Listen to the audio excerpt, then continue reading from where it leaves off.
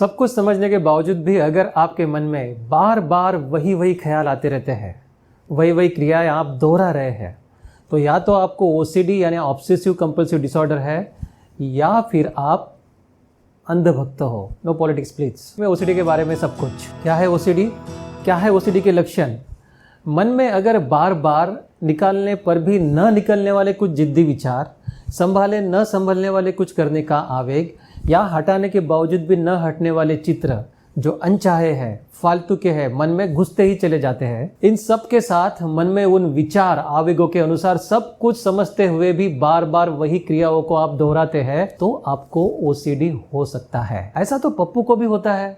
दिन में 10 बार 20 लड़कियों से प्यार के ख्याल बार बार उसे आते हैं। पिंकी को भी दिन में 100 बार अपने फेसबुक इंस्टा पर डाले सेल्फी को कितने लाइक मिले ये वो चेक करती रहती है। तो क्या पप्पू और पिंकी को ओसीडी है? नहीं।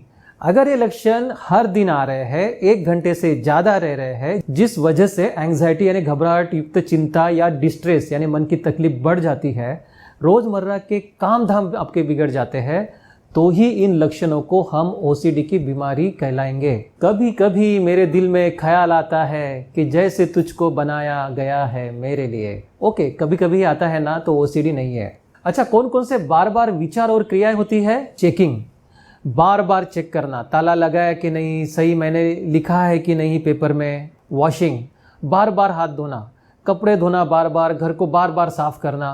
कंटैमिनेशन, कपड़े गंदे हुए हैं, मेरे हाथ खराब हुए हैं, ऐसे मन में बार बार ख्याल आना। डाउटिंग, पतिदेव अभी तक घर नहीं आए, फोन नहीं उठा रहे हैं, कुछ खराब तो नहीं हुआ होगा। बॉडीली फियर, मुझे कोरोना तो नहीं है, हार्ट अटैक तो नहीं आ जाएगा, मुझे HIV एड्स तो नहीं है, ऐसी शंका कुशंका है। काउंटिंग, सही हिसाब किया कि नहीं, सही पैसे दिए कि नहीं, या फिर बेमतलब की मन के मन में ही गिनती करते रहना।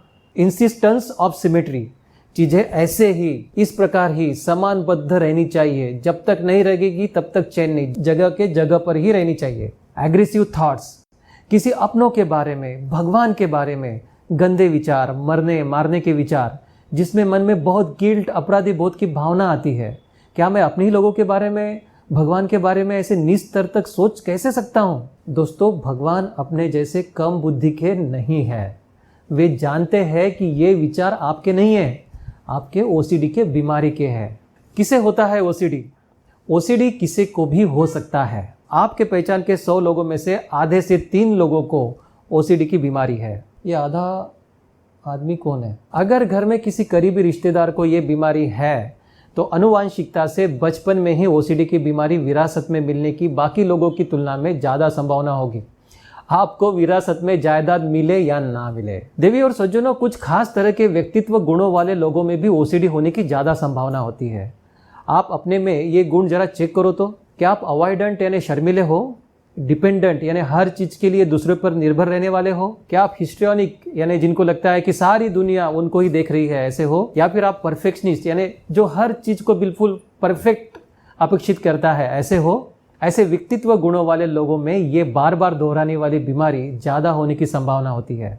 ओह, अभी मैं समझा, आमिर खान को तो मिस्टर परफेक्शनिस्ट कहते हैं ना, शायद इसलिए वो बार बार शादियां करते रहता है। क्या होती है ओसीडी? सीरोटोनिन नाम के मस्तिष्क रसायन में डिसरेगुलेशन, गड़बड़ी के कारण ओसीडी होती है। कुछ रिसर्च ऐसा कहता है कि ऑटोइम्यून फैक्टर्स यानी अपना ही शरीर दुश्मन बन के अपने ही मस्तिष्क के बसल गैंग्लिया इस मस्तिष्क संरचना के विरुद्ध एंटीबॉडीज बनाते हैं। दोस्तों, अगर नजदीकी रिश्तेदारों में है तो 100 में से 3 से 7% लोगों को ये बीमारी विरासत में मिलने की संभावना रहेगी। ओसीडी की बीमारी में आगे का जीवन कैसे होगा? देवी और सज्जनों, इस बीमारी की शुरुआत किसी टेंशन वाली घटना के निमित्त मात्र बनकर अचानक से हो जाती है। ज्यादातर किशोरावस्था में ही इसकी शुरुआत हो जाती है।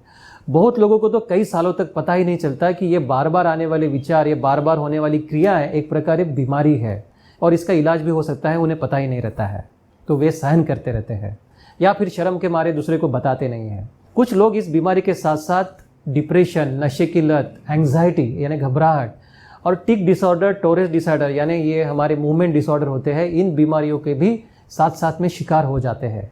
इसको कोमॉर्बिडिटी कहते हैं। जैसे कि बीवी के साथ साला भी फ्री में मिलना, वैसे ये बीमारी बीवी जैसी है। एक बार शादी हो गई तो जीवन भर साथ निभाना पड़ता है। टेंशन लेने की कोई बात नहीं, भले ही ये ओसीडी की बीमारी लंबी चलने वाली बीमारी है।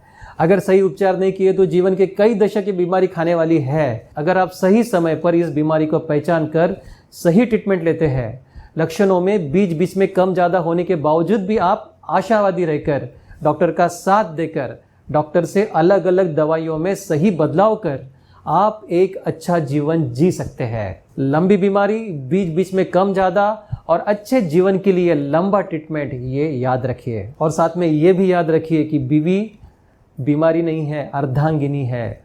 मेरा वीडियो मेरे बीवी भी देखती है। क्या है ट्रीटमेंट ओसीडी की? ओसीडी की ट्रीटमेंट लंबी चलती है। ट्रीटमेंट के बावजूद भी बीच बीच में लक्षणों में कम ज़्यादा तो होते रहता ही है और होना ही है। इसके लिए तैयार रहिए।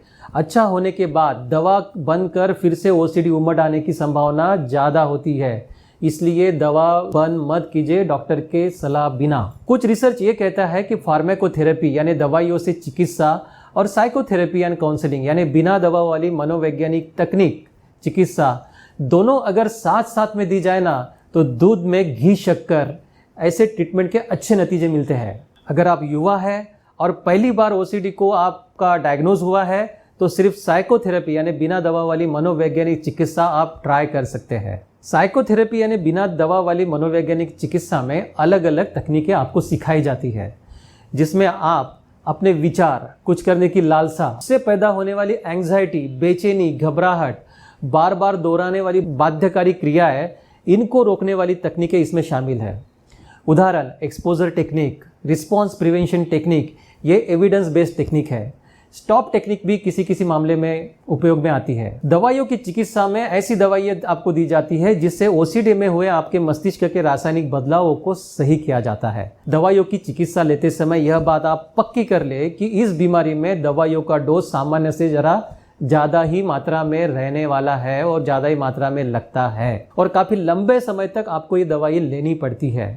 तो अच्छे परिणाम के लिए दवा में अलग अलग बदलावों के लिए, प्रयोगों के लिए भी आप तैयार रहिए। इसलिए डॉक्टर गूगल ने बताए साइड इफेक्ट को सोचकर दवा को साइड में करोगे तो ये बीमारी आपको आपके जीवन से साइड में कर देगी। इसलिए गूगल डॉक्टर से ज़्यादा अपने डॉक्टर मनोचिकित्सक पर विश्वास रखे और धीरज रखे। एक पते की बात बताता हूँ, ये ओसीडी, डायबिटीज़, ब्लड प्रेशर, ऐसी जो क्रॉनिक लंबी चलने वाली चिपकू टाइप बीमारी है ना, इनके साथ दुश्मनी करके कोई फ़ायदा नहीं है। दुश्मनी करने की जगह इनके साथ शादी ही कर लेनी चाहिए, इनका स्वीकार कर लेना चाहिए और प्यार की दवा गोली खिलाकर इन बीमारियों को अपने वश में रखा जा सकता है।